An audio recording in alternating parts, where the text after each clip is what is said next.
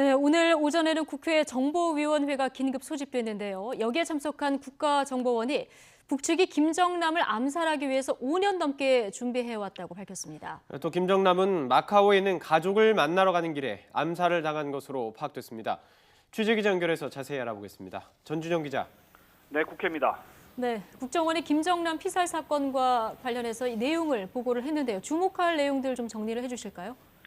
네, 오늘 국회 정보위원회는 이병호 국가정보원장이 직접 나와서 김정남 피살 사건의 내막을 설명했습니다. 정보위원들이 전한 국정원 보고 내용을 보면 일단 북측은 5년 전부터 김정남 암살을 준비해온 것으로 파악됐습니다. 다만 지난 12일 미사일 발사에 이어 13일에 김정남이 피살된 건 의도적인 것 같지는 않다면서 두 사건의 연관성은 없는 것으로 판단했습니다. 특히 국정원 측은 중국이 그동안 김정남과 가족의 신변을 보호하고 있었다고 밝혔는데요. 중국과의 관계 악화까지 감수하면서 김정남을 암살한 배경에 대해서는 아직 의문이 풀리지 않고 있습니다. 또 김정남은 지난 6일에 말레이시아로 가서 일주일간 체류하고 있었고 가족을 만나기 위해 혼자 마카오로 가던 중 피살된 것으로 전해졌습니다.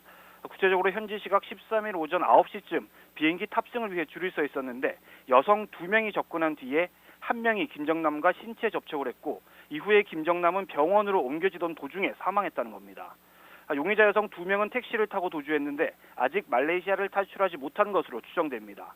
국정원은 또 김정남의 아들 김한솔이 아직 마카오에 있다는 사실도 확인했습니다.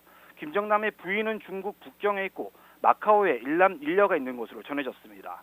국정원은 김정남이 피살된 사실은 사건 발생 서너 시간 후에 알게 됐고 독극물로 암살된 것도 맞다고 밝혔습니다.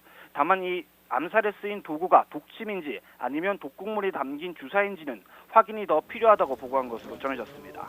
국정원은 또 김정남이 김정은에게 살려달라는 서신을 발송한 적도 있지만 한국에 망명 요청을 한 적은 없다고 전했습니다. 지금까지 국회에서 YTN 전준영입니다.